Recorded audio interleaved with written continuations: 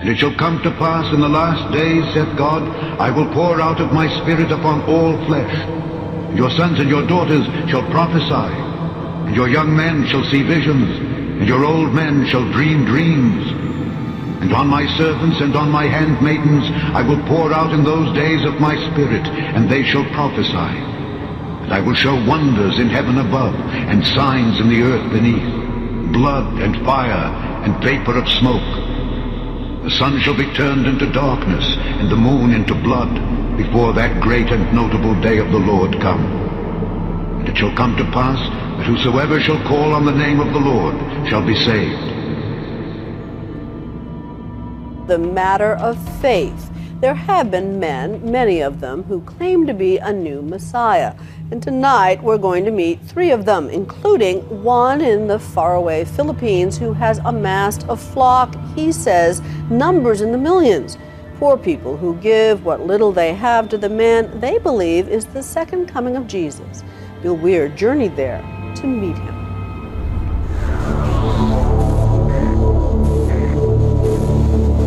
Throughout the Bible, prophets, angels, and Jesus himself all promised that the Son of God would return to create heaven on earth.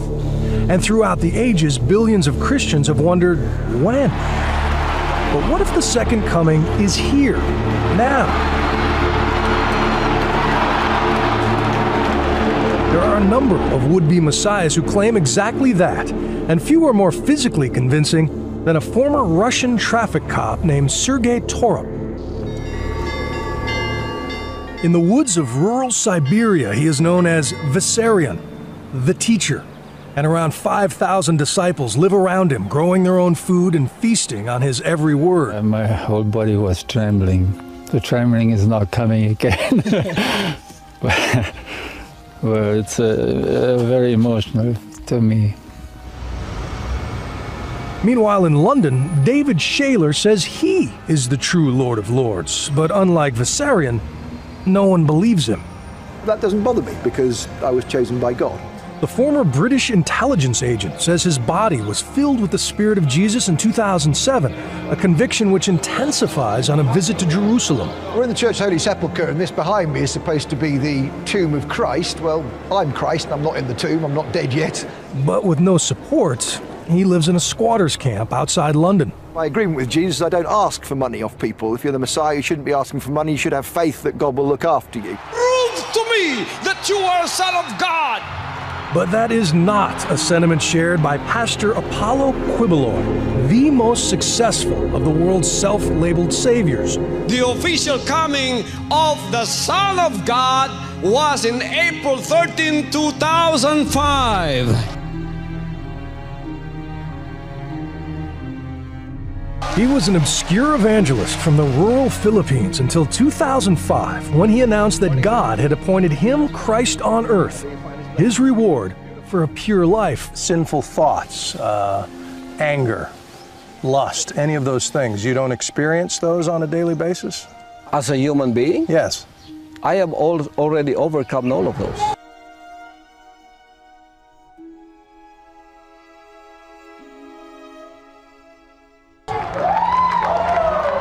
There is no apocalypse in Quibelor's message, no rapture or final judgment.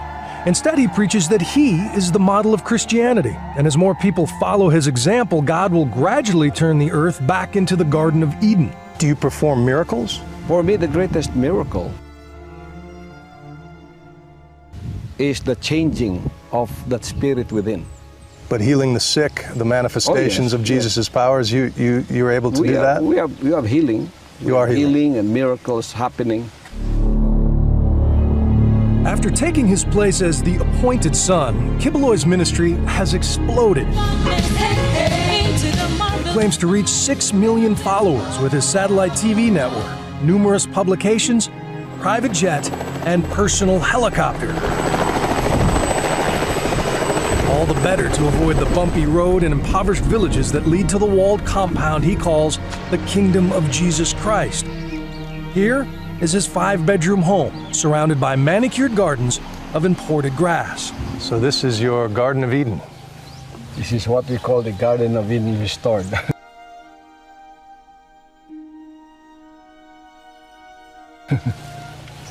It's easy to see why this claim resonates in a country where 30 million endure crushing poverty with open hearts. This family lives just down the hill, next to the dump where Pastor Kibeloy's garbage is burned. If you could be anything in the world, what would you want to be? Go to heaven. To them, heaven really could exist inside Kibeloy's gates, and it's why hundreds line up to carry his parasol. All the workers who toil in the grinding heat of the kingdom are volunteers, here to glorify the Father. Do you get paid for this? Juju tells me he gets $40 a week to feed his family. Minimum wage. And like the rest of the kingdom, he's expected to give 10% back to Kibeloy. This may be the most beautiful spot in the Philippines, and it's paid for by people who live on $2 a day. So how do you justify your lifestyle? I mean, your watch could probably feed 100 families for a month. If it's not God's will for me to have these things I have, you can take it away. It is God's will that we follow. If it is God's will for us to live like this, you know, you can have a broken heart looking at me, but what can you do? But they get their understanding of the will of God from you. Yeah. And this nice young man wouldn't be holding this umbrella if he didn't believe the things you say. For us here, we see everything as a ministry. My talent is to preach. My talent is to be a leader. Not everyone can become a preacher or have been given a talent like me to go and lead the 6 million people. But Jesus, when he walked the earth, according to the Bible, lived among lepers and prostitutes. I live among them. You have a private jet. I live among them. Before I had the private jet. You're in a walled compound with mansions. Before this, I lived among these people. Like, for example, that jet that you're talking about. Do you know that in 1983, I had a revelation of that jet? That the Lord is going to give me that. Yeah? It is Him who gave me that. If it is not His will, how can I afford that? Well... Kibeloy has been accused of kidnapping and brainwashing by the parents of at least one of his followers, but he was never charged. He insists that anyone is free to leave his flock and seal their fate for eternity. Will they go to hell? It's up to them. They know that. So that's your will, you know. If you want to go to hell, no one will stop you. If you want to go to heaven and follow this way, no one will stop you too. Come work with you. Yeah. There are three possibilities here. You are either the Son of God, or you're delusional, or you're a very successful con man.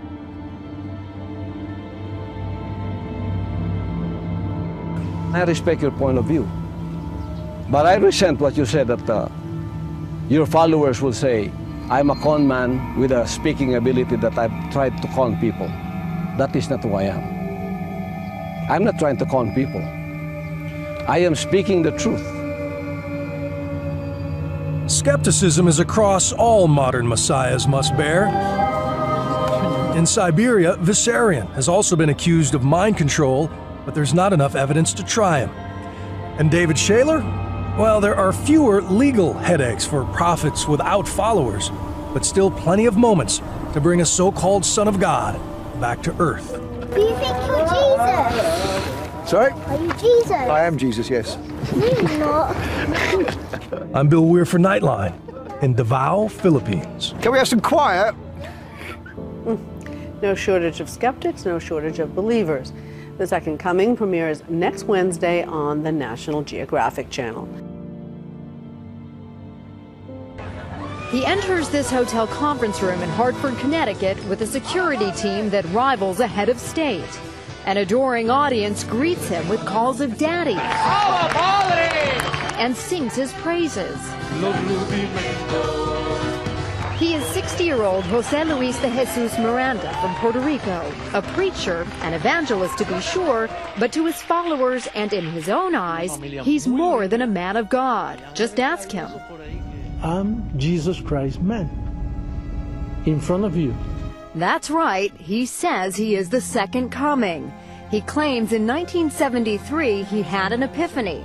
when Jesus, the resurrected Jesus, came to me, he integrated himself within me. So why you? I don't know. In the mid-'80s, Miranda started his own ministry called Creciendo en Gracia, or Growing in Grace. It's a religious movement that claims a presence in more than 20 countries, mostly in Central and South America, but also in the United States. From Hartford to his headquarters in Miami, he says there are more than 30 teaching centers nationwide. We don't give membership cards, so I don't know how many I have, but certainly are millions. Every week we grow. And with a 24-hour cable channel, netcasts of his sermons and radio programs, Miranda is out to spread the word. Those who believe him, like these followers in Miami, the Son of Man is back, also embrace his unique interpretation of the Bible. For example, sin no longer exists. God doesn't see you as a sinner. For me, you are a perfect spirit. There's also no such thing as the devil. Satan is a Hollywood character. As for prayer, he says it's a waste of time, and he calls all other religious leaders liars. The lies began in Rome. I'm against all those teachings from Catholic, Protestant, evangelicals. They're not teaching the right gospel. His followers say Miranda is the only one telling the truth, and that his teachings have set them free. I thank him so much for being able to look myself in the mirror and knowing that I'm seeing him in me and that I could literally love myself. But one common church practice that Miranda doesn't dismiss is the use of the collection plate. Do people have to pay to be part of this? No. They do have to donate. They make donations according to the Bible, the tithing. The Bible asks for 10% tithing. Yeah. But your followers do much more than that. Because of the... They give their companies, they give their... Oh, they give everything. His most generous followers have even given him cars and estates, including a home inside this gated community, which Miranda recently sold for close to $1 million. So you don't have a problem with material wealth? Everybody should be rich. One who is giving his share of riches to Miranda is Alvaro Albarracin, a successful web entrepreneur. He says he owes everything to Miranda, and his donations have topped 7 figures. I'm putting all my money and heart that this is the truth. But Albarracin's relationship with Miranda has cost him personally. He's estranged from his family. How many years has it been since you've spoken with him? 4. Regina Albarracin says her son severed ties after they suggested he was being brainwashed by Miranda and his teachings. It's not healthy for people. It's not good for people. It's not good for families. Many families, he destroyed many families. Other religious leaders say Miranda may be capable of destroying much more. I think any group whose leader says, I am God, and you have to listen to me and follow me because I am God, that group is very dangerous for our society. Father Albert Coutier says he and members of his congregation in Miami have been harassed by Miranda's followers. Well, I think that their tactics are strange. And what I've experienced personally is aggression, screaming. In fact, Growing in Grace admits it has launched a protest campaign against other religions, like this peaceful one in Miami. But other gatherings have become more confrontational. Is there any limit to what your followers will do for you? Well, we try to do it very politely. Something might get out of hand once in a while because, some people, they fight You back. encourage that, though? I encourage to march for the truth. All this has led some to worry that Growing in Grace may be a new cult. Growing in Grace does appear to fit the primary criteria of a destructive cult. An absolute authoritarian leader, a process of persuasion that can be seen as brainwashing, and then finally, exploitation of the members. If it's a cult, it's the best cult I ever seen. This is a nice cult. I'm proud to lead a cult like this because I'm teaching the truth. Tonight, a worldwide investigation into the evil and destructive ways of a self-proclaimed Messiah, a charismatic Australian whose devoted disciples believe he walked this earth 2,000 years ago. We commissioned the Reverend David Milliken, one of the world's foremost experts on cults, to head up our special investigation that's been 10 months in the making. Tonight, we'll take you inside the Messiah's isolated Queensland compound, where he's preparing his followers, including children, for the apocalyptic end of the world.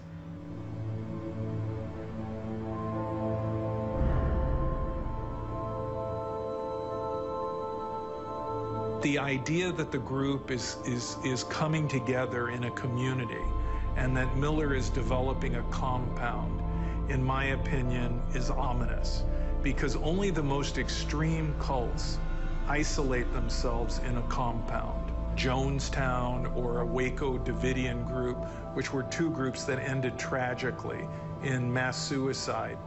This is when groups become the most extreme, because the leader controls everything. The leader is this man. My name's Alan John Miller, but I'm actually Jesus. I remember all of the events of my crucifixion. I understood what was going on. I understood the reason for my death. And he's collecting disciples. Miller has convinced them that they were with him at his crucifixion. Just went to get the spike and smash it into his hands, and just so much love that came from him, so I couldn't do it. It was excruciating to watch basically the annihilation of the person that I love the most.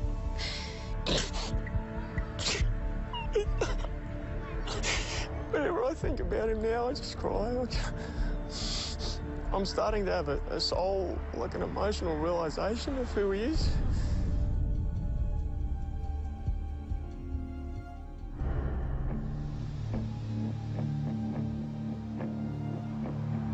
I'm on the way to Murgon in country Queensland to 2 days of teachings by Yeshua ben Joseph, or Jesus. It's a gathering of the faithful from around the world. Well, welcome along. I'm Jesus, this is Mary. And so what we want to do today is talk about addictions and bribery and fear, threats and blackmail. I can feel that many of you are still in addictions with regard to your development towards God. I've got all of these emotional injuries. I will feed them with my truth. These things are not going to go away from you just by you getting baptised. To me, these words sound like rehashed New Age pop psychology. But for these people, they burn with the light of divine truth. Let yourself feel the disillusionment you feel, the disillusionment about the search. What's happening here is AJ is talking about emotions. Now, most religions are suspicious of emotions. They see faith as essentially a thing of the mind. But emotions take us to the heart of AJ's teachings. What he's doing is setting up a sort of spiral where people get dragged down and down and down, and people are asked to plumb the depths of emotions from which many of them can never escape. One of his techniques to draw people in is to demand that they find emotional trauma in their family history. Let yourself feel what it was like to have to shut yourself down so much just to please your mother. Because that's what she wanted. That's what she wants you to do. Shut you down so much. And she was giving you all of these things, but she wants a heap of things in return from you, and that feels bad to you. So allow yourself to connect with that. That's it. And as you connect to that, you will start really connecting. That's it. And as you connect, that's how much rage is there. You see, this is the childhood rage now. You see that? That's it. That's it. That's it. And this is the childhood rage that's still there. Let yourself feel that. Yeah, you feel that, right? Because a lot of times and children are being caught in Miller's web as well. Well, that my dad didn't want my mother. And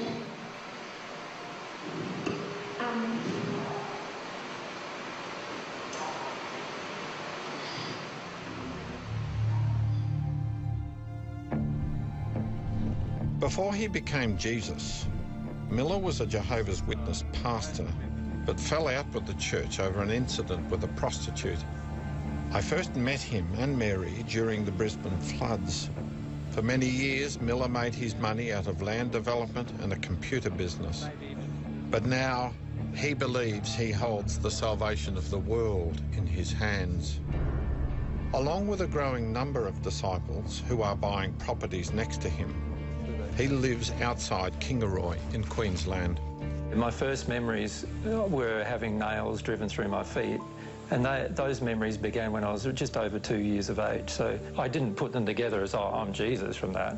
And so I just sort of slotted it into the back of my head and went merrily on with my life until such a time as I started having a lot more specific memories about my life, which happened when I was 33, really. Is it true that your mother tried to commit you to a psychiatric ward? Yes, it is true. Yeah. And so, and these are the things that I knew would occur. This is why I went, what? I've got to, like, I'm having all these memories of who I am, and I realise all of these different things coming up, and I also think about my future, and I go, boy, do I really want to bite this off again? My mum and dad in the first century followed me around, telling everybody I was crazy for most of my ministry. So, you know, my father didn't even change his mind until my passing in the first century. So can you show me the nail marks in your hands? Of course not, because it's not the same body. Miller spreads the word via the web, YouTube, and seminars here and around the world. He claims there are 100,000 of his DVDs in circulation. He calls his message the Divine Love Path, which offers oneness with God through AJ's teachings. How long have you been doing the path? Like? I'm just looking at everyone. Hold it right up. Praying for God's love and courage and strength, because I'm feeling a lot of fear right now.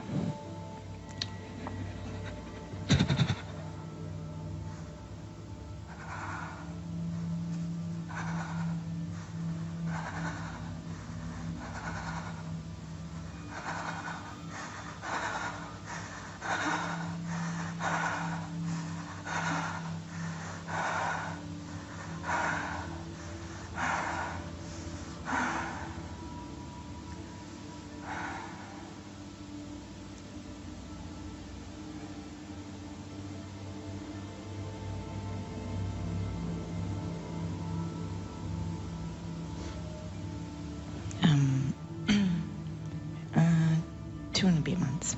2 and a bit months. It's torn my life to pieces. I've lost my wife. I've lost my home. I've lost my family. It's been tremendously devastating. And yet he's calling this divine love. If Miller walked into the room right now, the way I feel right at this point, initially I'd have him up against the wall and I'd look at him right in his eye and I'd rip the throat right out. Miller's reach is international.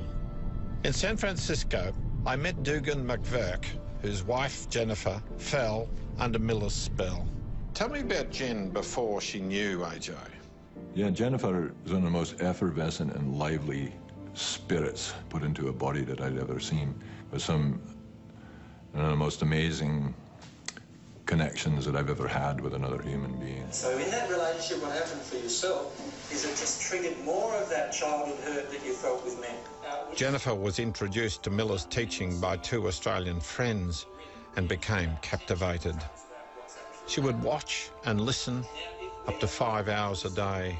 Every day, there would be more downloads, and it was continuous. I watched Jen over the course of a month or so basically become so absorbed in it that it seemed to be the whole focus for her. It was everything that she would be listening to. She came to me with tears and said to me, Dugan, he really is Jesus. AJ really is Jesus. Unbeknown to her husband, she began donating money to Miller and communicating by phone and email. Miller raised doubts about whether her husband was her soulmate. Apparently, there's some requirement for soulmates, according to A.J. Miller, which brought into our relationship the innuendo of doubt as to whether or not she and I were soulmates. It was as if there was a third party sitting right between us all the time. And I was watching Jennifer basically just disappear. Within 5 months, Jennifer left Dugan and planned to come to Australia to be with Miller. Desperate, Dugan contacted Rick Ross, America's leading cult deprogrammer, to stage an intervention. When Dugan first contacted me, he was very worried, and he was hoping that somehow, through an intervention, they might reconcile. Jennifer, A.J. Miller is not Jesus. I explained to Jennifer that after meeting many, many cult leaders that claimed to be Jesus or God, how could she be sure that Miller was in fact Jesus? And all she could respond is, the teachings make me feel good. And there was a kind of euphoria that she experienced from listening to the tapes. And in a sense, this is a key to the way that Miller quells their critical thinking, induces the kind of self-hypnosis that I've seen. They put their headphones on and they listen to downloads for hours on end. And I think this has a mind-numbing effect on them. I am out of here. The intervention failed. Basically, Miller sets himself up as God. He is Jesus Christ. He is the God-man. And if you disagree with him, you disagree with God. So if you have a spouse or a family member and they are critical of Miller, they have come against God. And therefore, they are not spiritually right for you. Or as Miller might say, they are not your soulmate. Yesterday morning, I left my husband after 30 years. And Yesterday morning? Yes. And I knew that it was something I needed to do because I was in an unloving situation, and I knew that I no longer really loved him, and so I wasn't living in truth. Yep. But it was still very hard, and it was still very sad. Yep. I've talked to so many people around you who are married, some of them married for many years, and I asked them the question, how long have you been married? Some people say 25 years. I say, is your wife your soulmate? And they say, I don't know. They say, I don't know. And that's okay. It's not okay, AJ. Why? It puts a tremendous pressure. Marriages are breaking up around you because of his teaching about soulmates. It will become very obvious to you whether the person you're currently with is your soulmate or not. And this is why it's so good to be in your current relationship and work through the issues until you get to the point where you know that this isn't right. And when you know it isn't right, obviously that is the time for you to leave. My teachings are all about love, developing relationship. No, they're not, AJ. They are. They're not. A lot of your teachings are about addictions, about emotions, about fear, about struggle. No. You take people into a sort of holocaust, an emotional holocaust. Yeah, I can't agree with that, David. I'm sorry. Well, that's what I see. When you start opening this soulmate side of you, what will happen is every other attraction that you've ever had will start to die.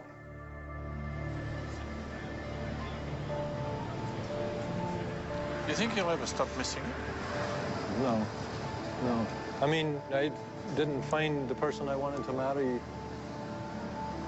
until I was 56 years old. In my heart, you know, I'll never get over missing her. I'm really, really, really, really amazed by just the stunning arrogance that this man has to claim what he's claiming. I mean, he's about as, how does one say? I don't think he would know Jesus if Jesus came and bit him in the arse. Tell me about what you think about AJ. Who is AJ to you? He's a bringer of truth. I feel that he is the Messiah. He's the messenger of God's truth to help us wake up. Yes, he is. He is Jesus. And you've just discovered that? I've only discovered that, yes, and since I've been on this path. Through AJ's teachings, that's how we come to God.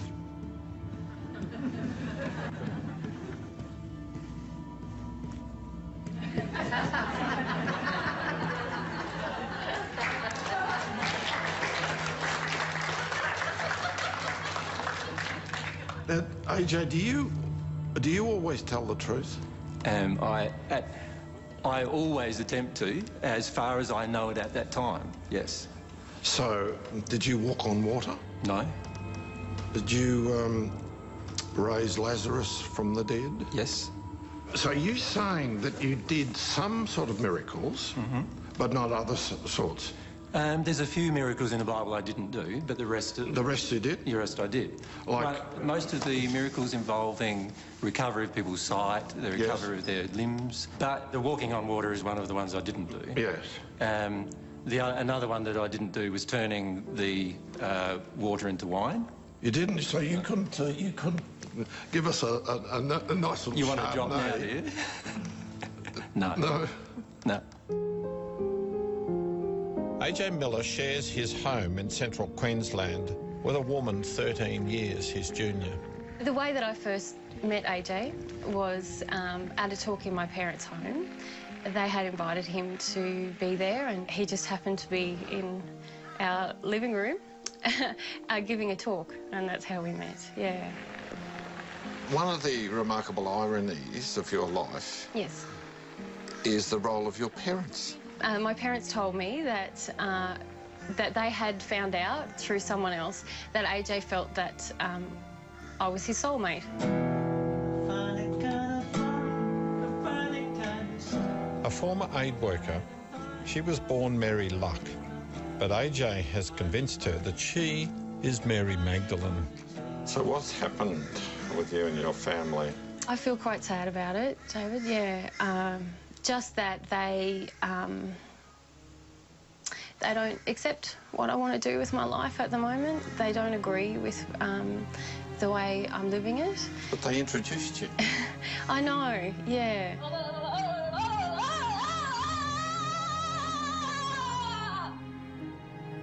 Sadly, my brother has said to me that he thinks I've gone mad, yeah. I have memories of being at the crucifixion. Remember being there and just the intense feeling of my soulmate, someone I feel very connected to, suffering immensely. Although I feel I suffered more than he did. But just because of the development in love that he had at that time. But for myself, it was excruciating to watch basically the annihilation of the person that I love the most. It feels like I might die from grief, and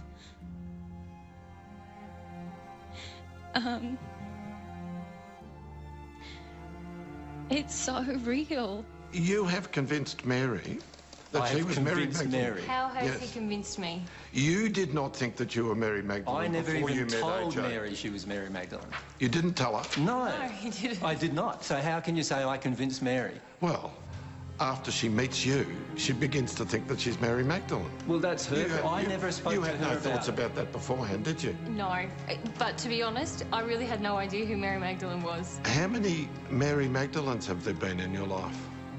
There's only one Mary Magdalene in my life. But there's been others. Is it two, three? No, you're not asking me, you're telling me. All right, I'm asking you. Okay. Did you tell other girls before Mary that they were Mary Magdalene? I told, yes, definitely. One girl. Mr. Miller seems to use his position as Jesus to get sexual favors from women that he is attracted to. And so he says, well, this woman is Mary Magdalene. Wait a minute, no, this woman is Mary Magdalene. It reminds me of many other so-called cult leaders that I've run into over the years who use their position of spiritual authority to get what they want sexually, financially, in whatever means they wish from the people that become their followers.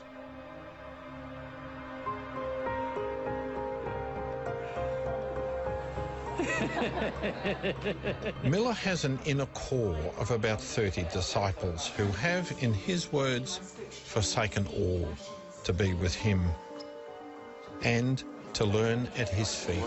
The key is to allow yourself to feel the sexual feelings, but understand when they're out of harmony with love, and when they're out of harmony with love, not to act upon them. Does that make sense?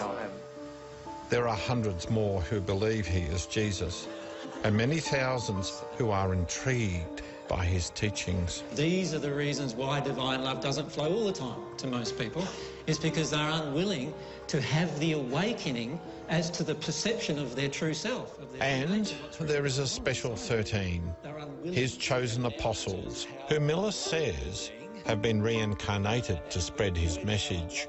I'm called Cornelius, and that was my name in the first century, my identity, my soul identity. At Mergen, I met Cornelius and Jody, who left her husband to follow Miller. Both believe they lived at the time of Christ. So you knew Jesus? As such, I saw him and listened to what he was saying. I did come across him once, and I asked him about one of my servants that was sick, and he healed the servant. I was just quite amazed by what he did until the time came where we were asked to go and execute him.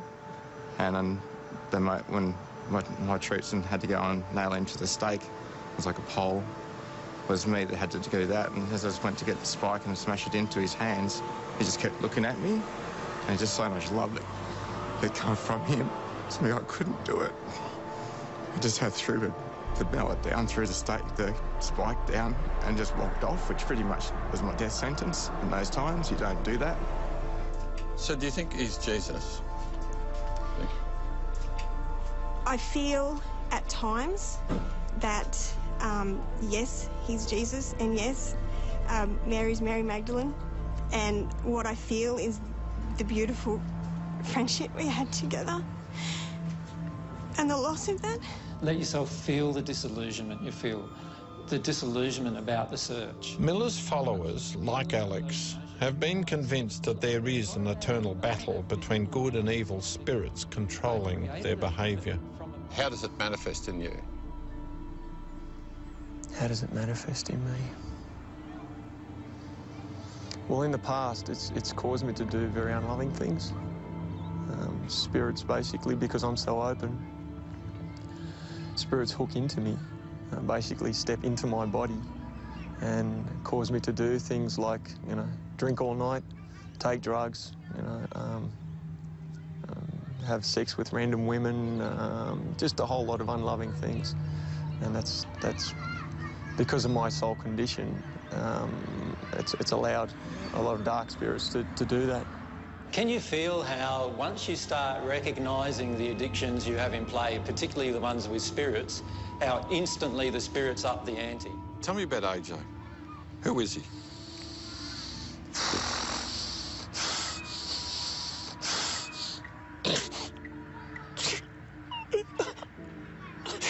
Whenever I think about him now, I just cry. I'm starting to have a soul, like an emotional realisation of who he is.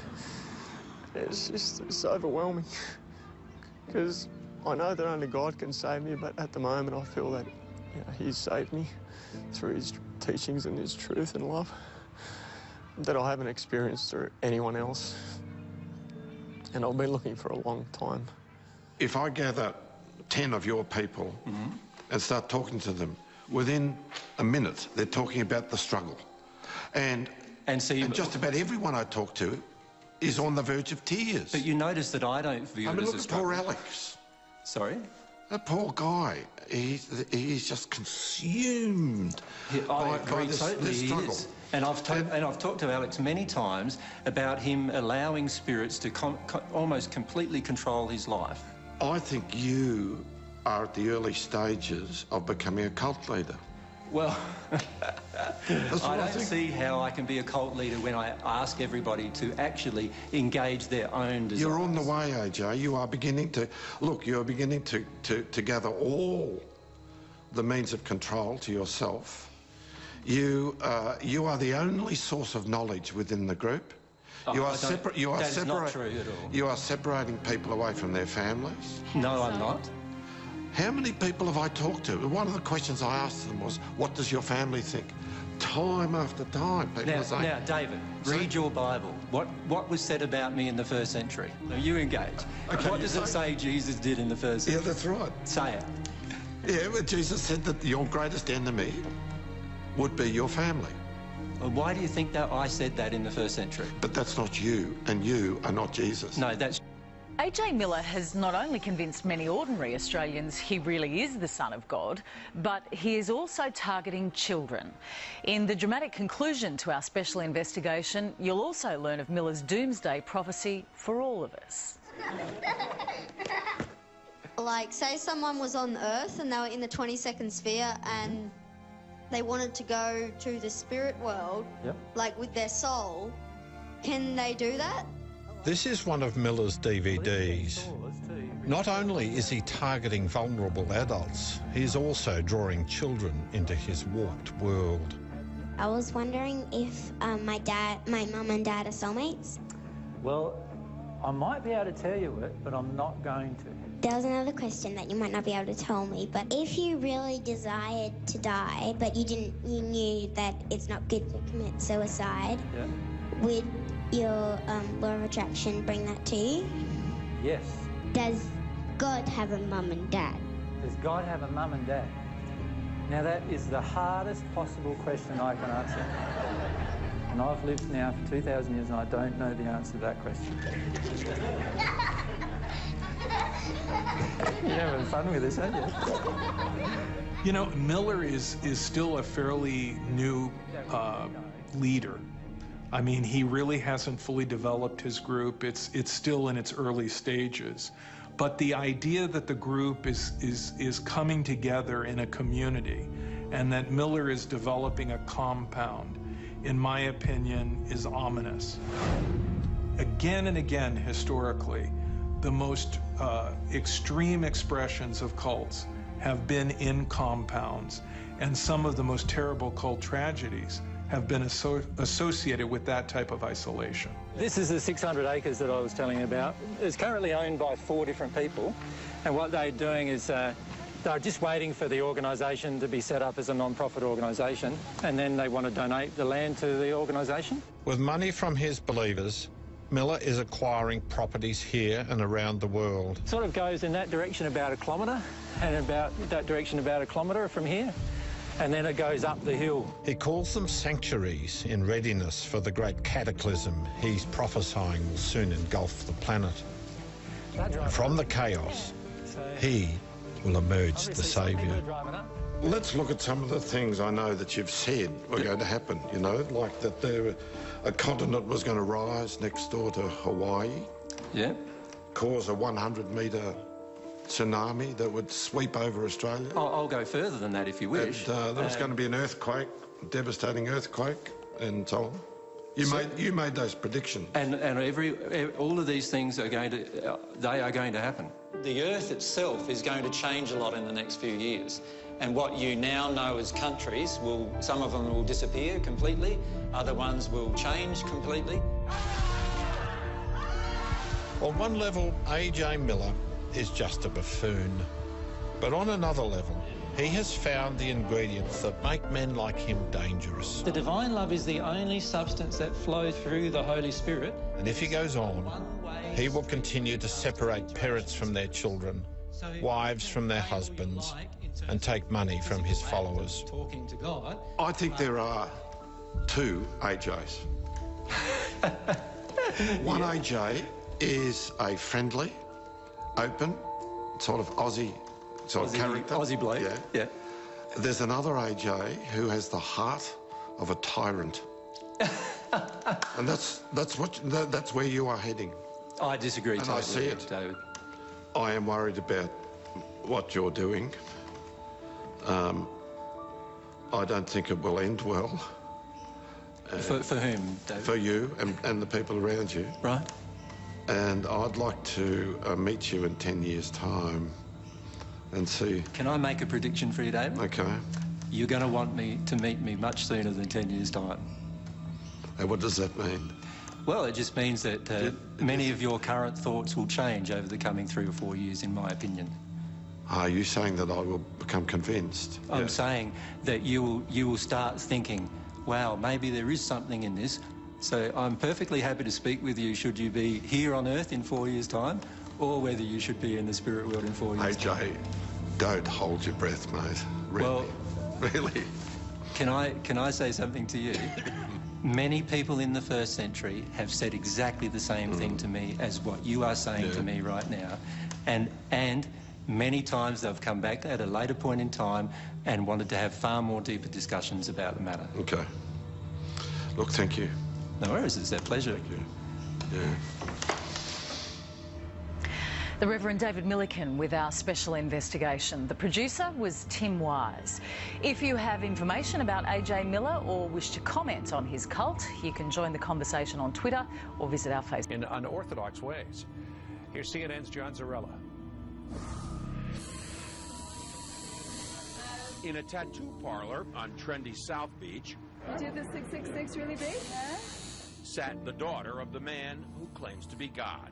He's back. He's here to teach us that we should reign in life, that there is no sin, and today we're honoring him with a symbol. Joanne de Jesus is one of several dozen members of a religious sect called Creciendo en Gracia, or Growing in Grace. They were tattooed on their arms, ankles, even their necks with 666, the biblical sign of the Antichrist. Why? Because their spiritual leader says he is the Antichrist, not the embodiment of evil, but rather the second coming. 666, Antichrist, means do not put your eyes on Jesus Christ of Nazareth. Put it in Jesus after the cross. And that's you. That's me. Andy says the word Antichrist is a bad translation of a word that actually means the new Christ, the second coming. Puerto Rican-born Jose Luis de Jesus Miranda founded the sect 20 years ago in a warehouse outside Miami. You receive it, you accept it, you confess it, and it's done unto you. The charismatic 61-year-old de Jesus claims millions of followers, most in Latin America. His sect does have hundreds of churches, cable TV stations, and says it brought in $1.4 million in donations last year. And he boasts of a rapidly growing presence in the United States. In an interview with us in September, he declared, I do greater things than Jesus of Nazareth, much greater. Now, sporting his new tattoos, 6, 6, 6, triple S.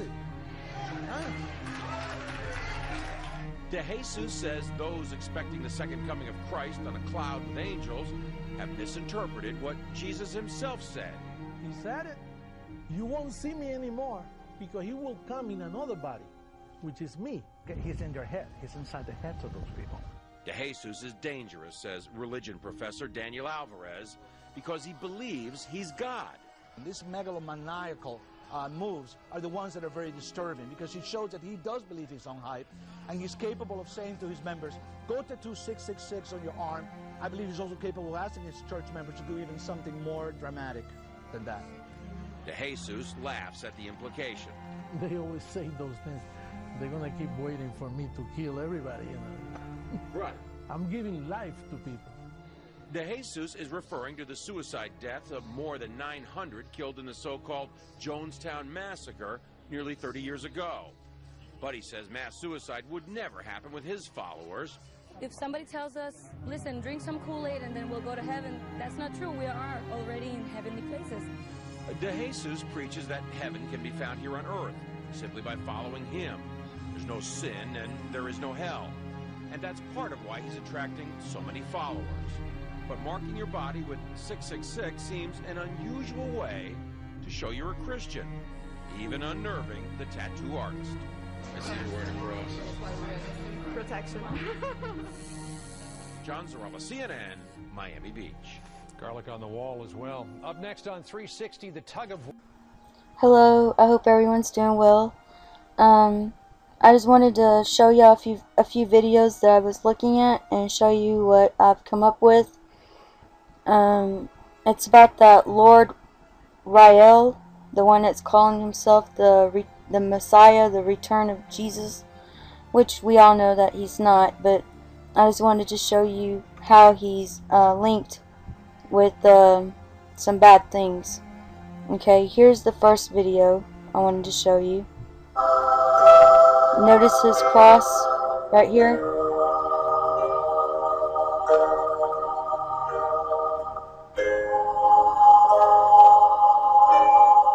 The Knights Templars.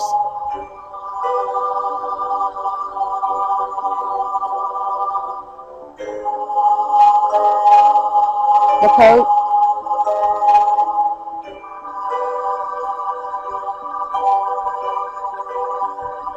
And if anyone's been doing some research on this Pope right here, he's all for this New World Order. Okay, now I'm going to show you another video about this Lord Rael. Had returned. Let's take a moment to review the incredible events surrounding this miraculous fulfillment of prophecy. The Templars are known for guarding the greatest of all secrets, the truth of Christ our Lord. These secrets cost many Templars their lives, as they were hunted, persecuted, and murdered by the forces of the Catholic Church, all in order to suppress their holy knowledge. They knew approximately when the Christ would return, and through which family bloodline he would Did you hear that? The bloodline. And it became their mission to guard this lineage at all cost. Nearly 1,000 years after their divine mission began, they successfully located the Christ. The line of David, in which Christ was born, came out of Jerusalem and found its way to Rome, and eventually to the United Kingdom, where it became the Collins bloodline. The Collins bloodline. The line then went to the United States. When Jerusalem returned to Jewish control in 1967, this fulfilled the Great Tribulation of Matthew 24:21. Scripture tells us that Christ would return immediately following this Great Tribulation. And he did on June 9th, 1968, Orthodox Pentecost. That's when he was born. Okay, now I want to show you what it says on the Wikipedia about the Knights Templar. Right here, it says that the Knights Templar are, part of the Freemasons. Okay, and if you research Freemasons, the Freemasons are part of the Illuminati. Okay, and the Illuminati wants to bring in the New World Order. And the bloodlines that they're talking about are part of the 13 Illuminati bloodlines, and if you come here, it gives you a list. It says the Collins bloodline right here, but I'll let you look through the list real quick. Here's all the 13 bloodlines, and I'll put the link underneath the video, but here's the Collins bloodline.